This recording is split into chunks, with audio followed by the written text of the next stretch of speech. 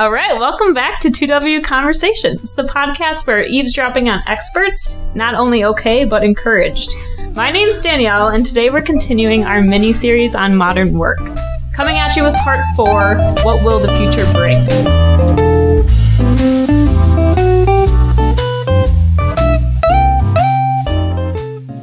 Today I'm joined by what we call the dynamic duo here at 2W. Is that what they call us?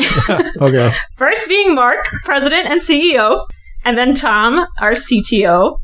And today is extra special because Tom's usually a remote employee, but he is visiting us here at our beautiful broadcast center in Pewaukee, Wisconsin. That's true. It's beautiful here today for sure. Yes. You know, this is kind of weird because typically Tom and I are the webinar guys. Mm-hmm. Yeah, this is all new to you. Yeah. Yeah, so I'm already making hand gestures and expressions that no one can see. So I know. I do that all the time. Eventually we'll get video on here and then people can see all the crazy movements we make. So these two are big drivers behind our forward-thinking mentality. And I've said it before, I'll say it again, but within the technology industry, things are constantly moving. So we always have to ask ourselves, what's next? And that's something that these two are constantly asking themselves. So that's what I'm hoping to get answered today, is what is next?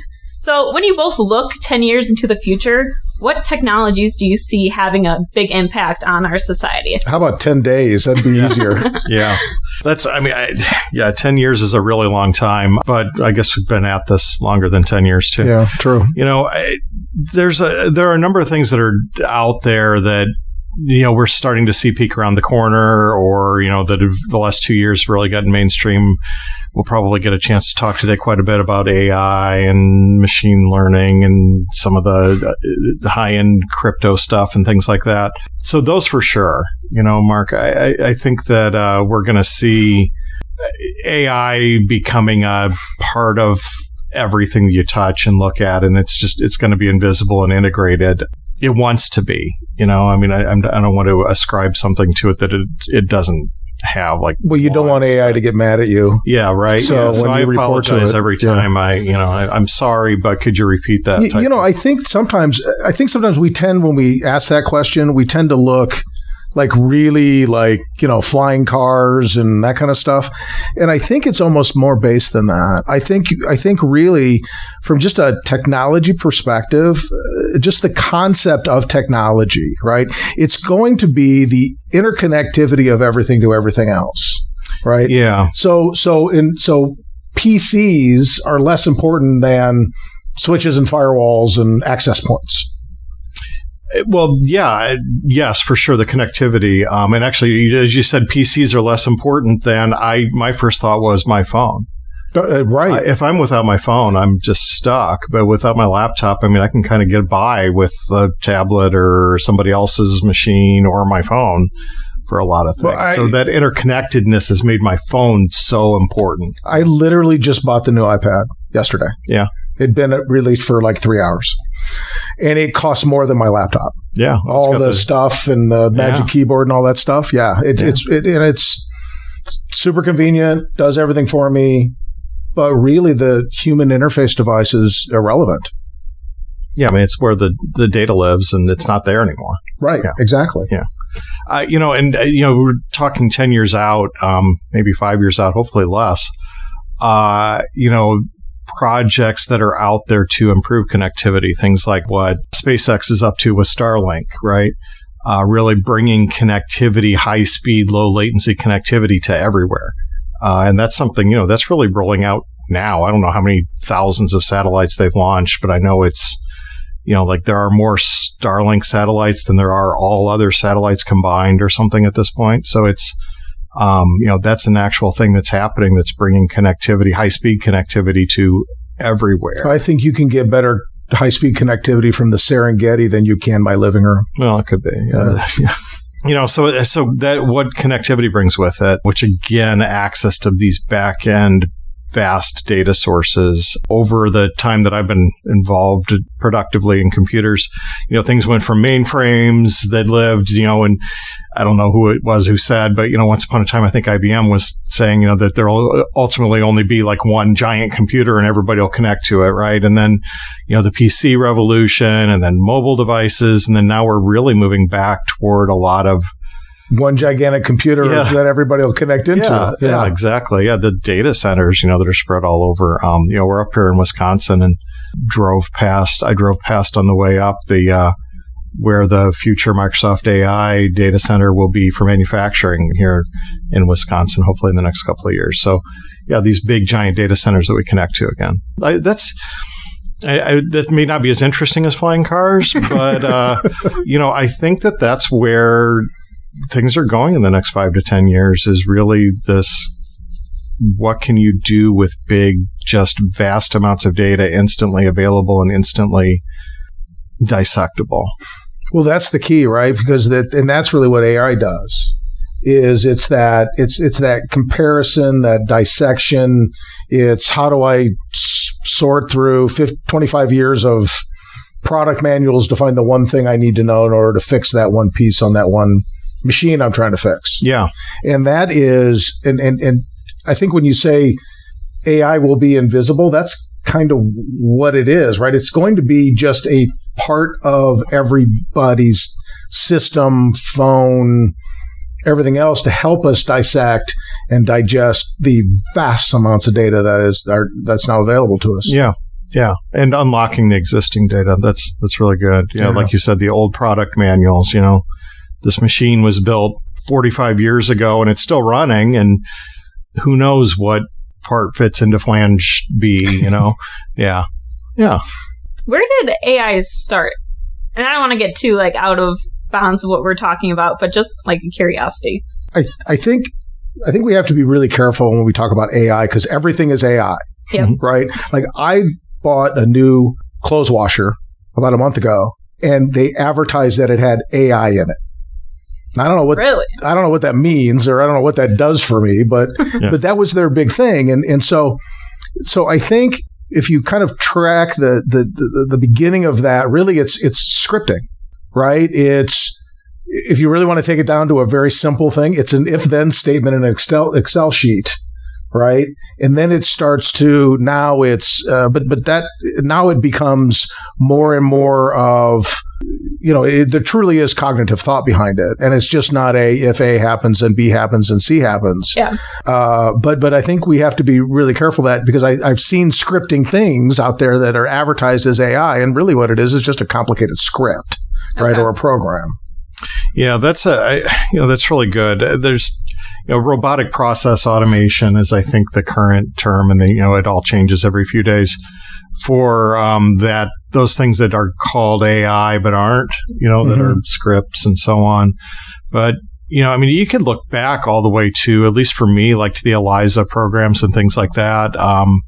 And I know the things even pre-existed probably late 60s, early 70s, where there were attempts at making computers seem naturally interacting anyway. Whether it was really, I don't think anybody was even trying to pretend it was artificial intelligence, but the idea of it being able to spit things back in a natural language kind of way. Which is, now over the last couple of years, really, when people are talking about AI, the first thing that everyone thinks of is, ChatGPT or those types of transformers that, are really about natural language and natural interaction. Ask the credit card companies, ask the big data people, they're going to probably point back about 15 or 20 years, I would guess, to where, you've got a credit score. We all have a credit score, and that's bringing big data, bring big math to a whole bunch of computation to really think up a result. That's a really good point because credit card alert, right? So I'm on vacation and I use my credit card and I get a text on my phone that said, "Is this you?" Well, that's not a human who's watching my credit card use, I hope not. Right? Yeah. It's a machine. Yeah. And it realized that I don't normally buy stuff from, wherever, Mexico or whatever. Right. And it's just checking in. Yeah, that's been around for a long time. Yeah, it has. And that you could definitely call that AI. It's artificial for sure. And there's some level of intelligence there. Is it thinking? Does it have, cognitive ability? Well, no, but it's that level of automation to make it seem intelligent. Right. And I think it's when we talk about AI today, really it's so many there's efficiencies that are gained. There's under the hood stuff. I mean, we just did an initiative here where we threw Resolve IQ, our AI product, at our billing system, and we've taken invoicing now from 3 hours to about 20 minutes. Mm-hmm. And but nobody sees that, right? There's just efficiencies gained, right? But it's the natural language interface where I can get information from an AI tool just like I text my friends and ask it questions on whatever data that I'm hoping to get, mm-hmm. and to get that information back and get it disseminated back to me by looking at literally hundreds of thousands of pieces of information.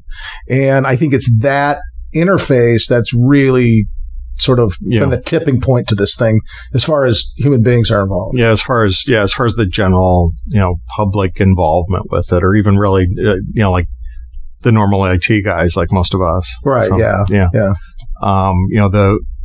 the rarefied air of machine learning and all of that, that's a relatively small group of people that are really playing in that. Mm-hmm. The impact is huge and it's everywhere, but the number of people actually doing that work are small.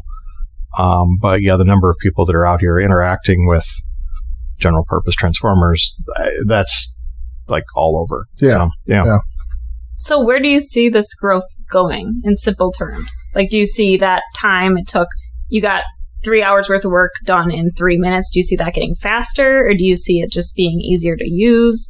I think from a business perspective, right? Like a real sensible, deployable business sense, I think it's efficiencies gained through automation, right? It's the ability to, I mean, we implemented it everywhere here. I mean, mm-hmm. You use it almost daily. Oh, yeah. Right? From analyzing a meeting to having it write the email, follow up from the meeting. Oh, what was that one thing I was supposed to do that I promised and I forgot to write a note down for? That kind of stuff, right? All the way to just the summarization of huge data, right? So what is the status of this particular project? And being able to bring it to me in 3 sentences, mm-hmm. right? Or explain quantum computing to me like I was 10, mm-hmm. right? I mean, that type of stuff is really, so I think in my mind, it breaks into a couple of different places. It breaks into the kind of the efficiency under the hood, automation of maybe just basic office tasks or business tasks. And then there's the ability to compare and contrast and aggregate specific pieces of information from multiple sources. Yeah, that's really good.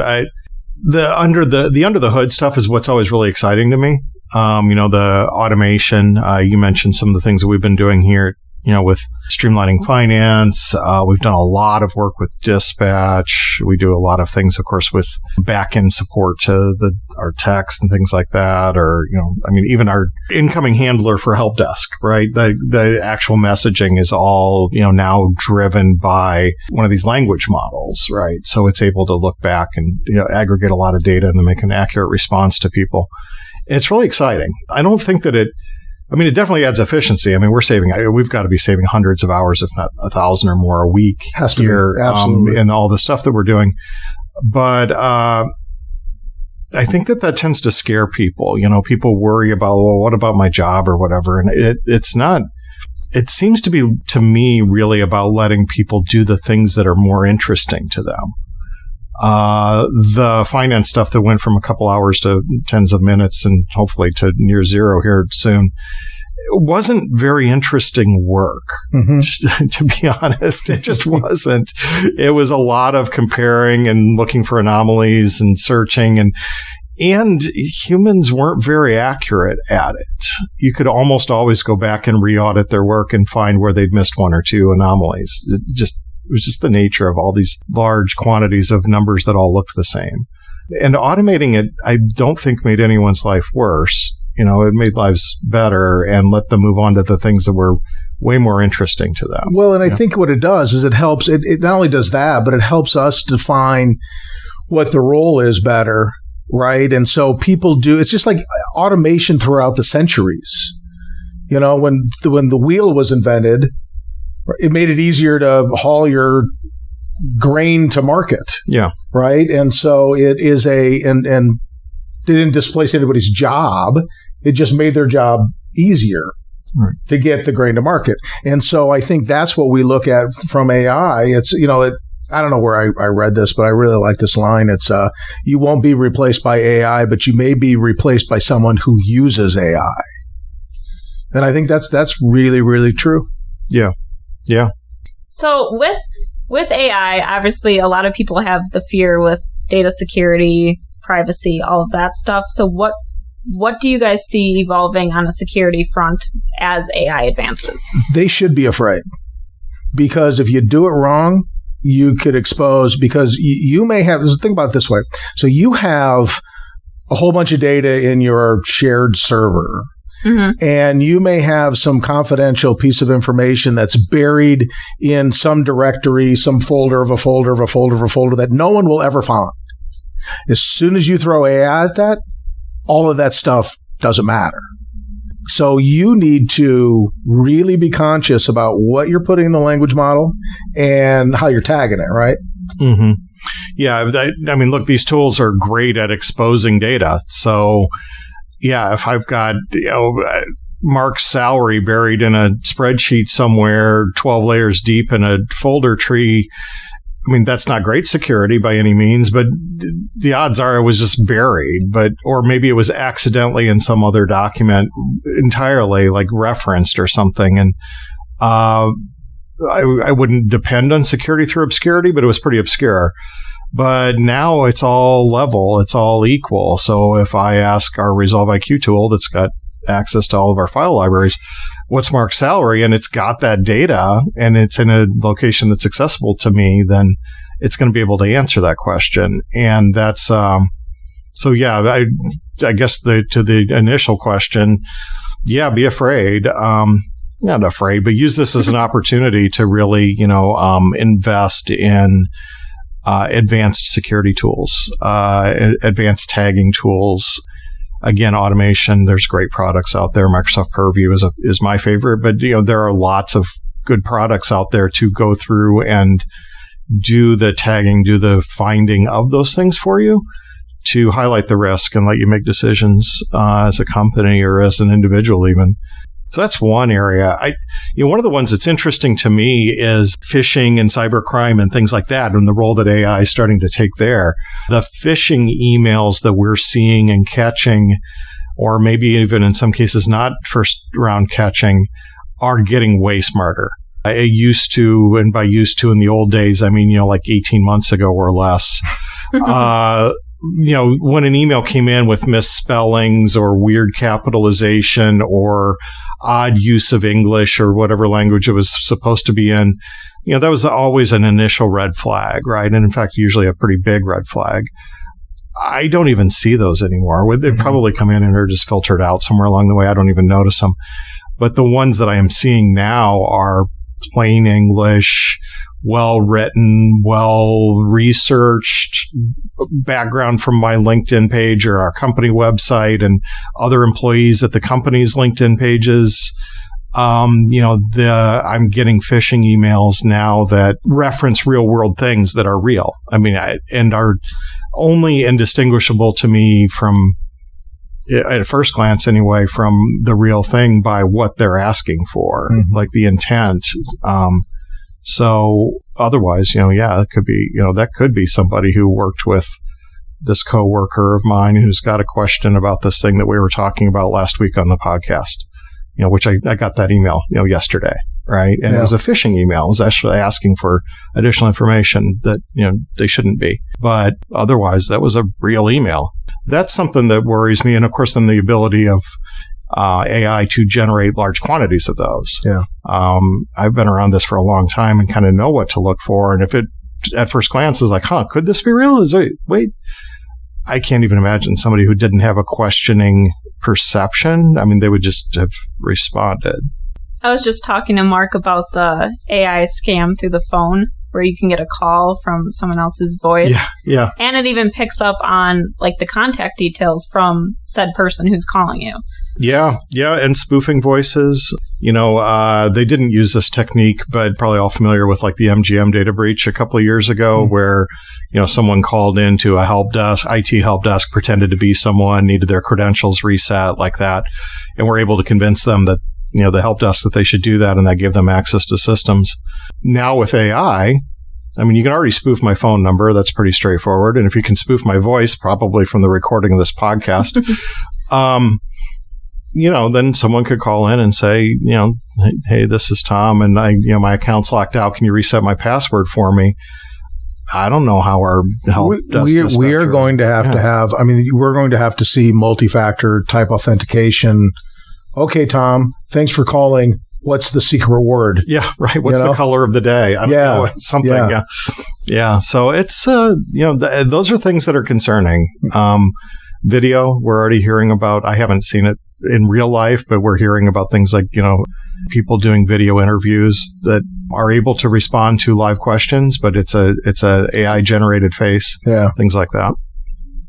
I've seen there's this video editing software where you put yourself in front of the camera and it will take your body and move your mouth and everything if you put it in the script. Yeah.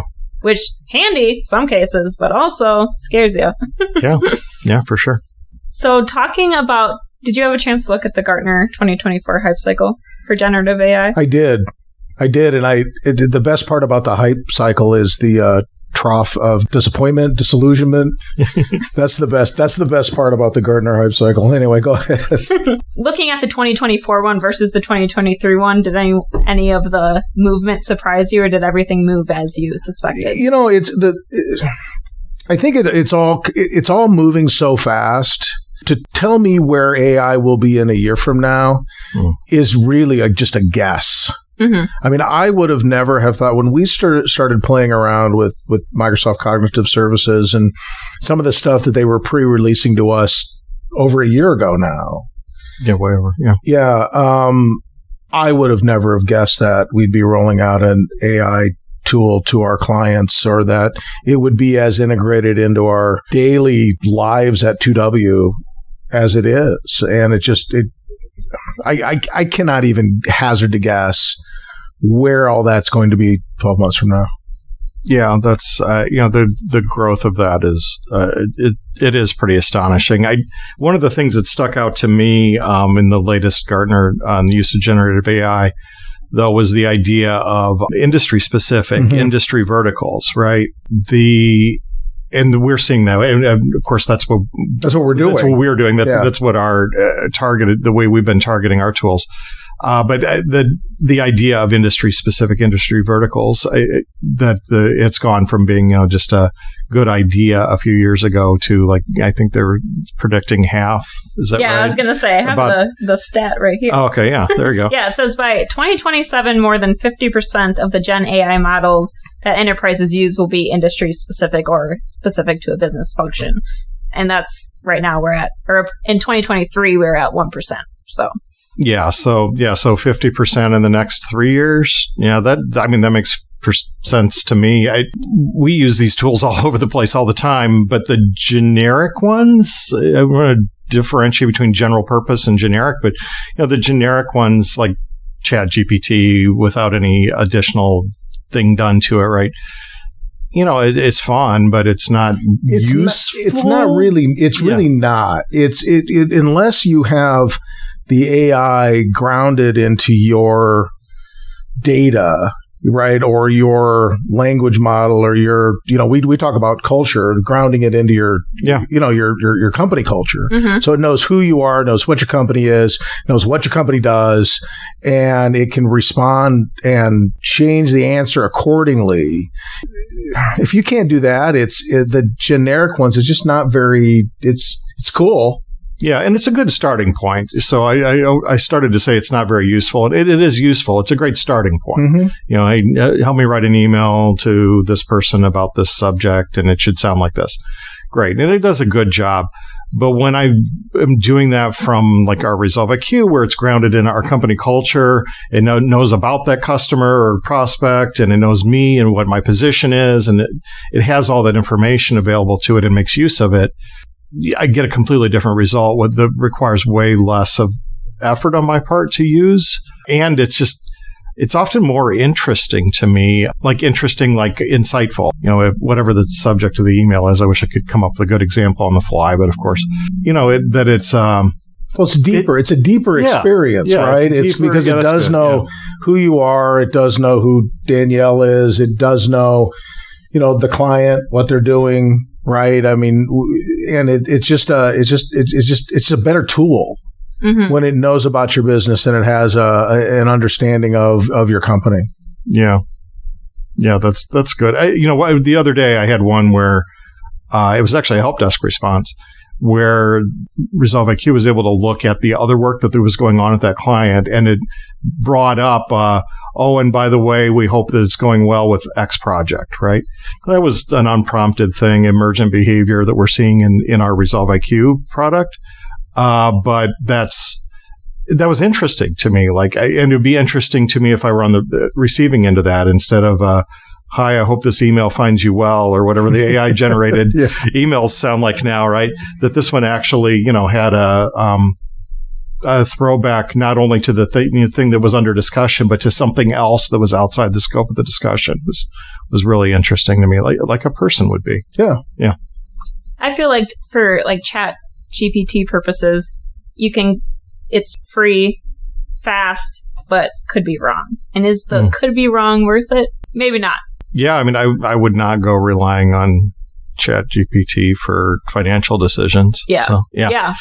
Yeah, I think too. It's I wouldn't let anything go without human intervention, right? I wouldn't. Now we do have some things where Resolve IQ does communicate with our clients, but it's in a very limited, narrow use case. Yeah. So I have another graph from Gartner that I want to pick your guys' brains on. So they did a survey with leaders highly involved in AI, and they asked will be the top 3 barriers to the implementation of AI. And so the top one is estimating and demonstrating AI value. What would you guys say to that? It's funny you say that, because when we had some early versions of Resolve IQ, I showed it to a couple of our board members, and they're like, "Well, that's really cool. How are you going to make money on it?" Mm-hmm. And I didn't actually have an answer necessarily. And so it's finding the economic business case for that, mm-hmm. right? And I think it almost comes back to our last conversation, which is having it understand your business so that you can find the specific use cases. I mean, certainly the ability to take invoicing from 3 hours to 20 minutes has a cost justification to it. Yeah. Right? The ability to, what is client satisfaction worth? Mm-hmm. Right? That has a cost justification to it. Right? So if we can drive efficiencies in the organization, just like we might have a robotic welder in a manufacturing place, that's an efficiency that we're driving into the organization. And if mm-hmm. we can find those efficiencies, but that makes a lot of sense. So it's like, how do we make money on it, or how does it save me money?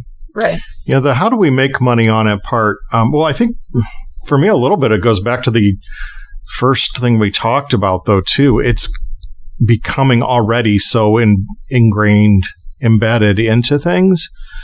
I don't see that as a barrier, because I think you're not going to have much choice. It's going to be in everything anyway. Yeah. Now, are you going to, as a small mid manufacturer in the Midwest, going to go invest in a server farm full of GPUs to be doing big machine learning type stuff?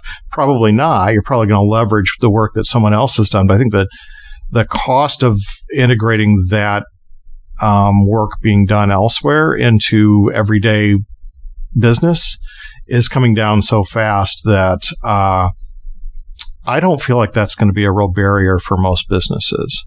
Now, again, if you're a big enterprise and you're talking about doing your own ML, natively type work, that's a different thing where you might have to have a large investment in labor and in equipment. But I think for the average business that wouldn't be doing that anyway, it's going to be there in the products that you're using. I mean, look, it's already in every Microsoft product, basically. It's pervasive. It's in Android. It's in Copilot's on my phone now. Yeah. So I mean, those are the general purpose tools, but adding the business capabilities to those is actually a pretty, I don't want to sell ourselves short because we're doing it, but incredibly hard and incredibly expensive, Tom. Yes, there you go. Yes, it's very, very difficult. Requires lots of people. No, it's call us. There you go. It's easy. Make a phone call. It's funny when we're working with Microsoft on any of the development work that we're doing, or any of the, especially the preview stuff, but even the release things, we literally sign off these pages long ethics and privacy and these really heavy duty legal documents that we sign and agree to and align with, and we're a member of several international ethics bodies around the use of AI as well, and some of the early work that we did. These things could all be used for good or for ill. They're tools, and so it's been. I'm glad to be somewhere where we can use them for good. And I would encourage people that are out there playing with these things to keep that in mind. I'm not so worried right now about Terminator and Skynet and all of that. Although, I mean, okay, I guess they weren't worried about it until the day before it happened either. I don't know, but I am saying let's do good, and that's one of the great things about what we're doing is we try to make the world a little bit better place with what we're doing instead of not. I think we're bringing a ton of value, actually, and I think we're going to bring more and more as we start to introduce Resolve IQ to our clients. It has had such a profound effect on 2W and the efficiencies and just the way we talk about stuff, and everybody writes really great emails now, and it has such a positive, profound effect. I think it'll be really, really fun to bring this to our clients in the next year or so. Yeah, for sure. We could spend a half hour on any single aspect of any of these. We just could have gone for days. I knew it was going to be tough. These have been great questions, Danielle, and thank you. It's always a great conversation when Mark and I can sit down. I love the podcast room. Oh, thank you. I know. This is awesome. It actually, with the banners and everything down, all the light that comes in I like it. I like it better without it. I like it better, too. Yeah. It's super Which is open. awesome, because then that means I don't have to put it back up. So I'm fine with that. So, I mean, you guys can't see this. We can see it. We're up here on the top floor of the 2W headquarters building. That's right. Pretty impressive. What, 22 floors, I think? Yeah, something like that. Overlooking the Orange Barrows on Capitol Drive and Highway 16. Yeah, this is permanent construction land here, apparently. Although there are cars going through. But, it's a sunny day. We were wrapped around with windows and sunlight here in the podcasting room. And this is a great setup you have here. So Thank you. Thank you. All right. Well, thank you guys for sitting in. And we'll be back.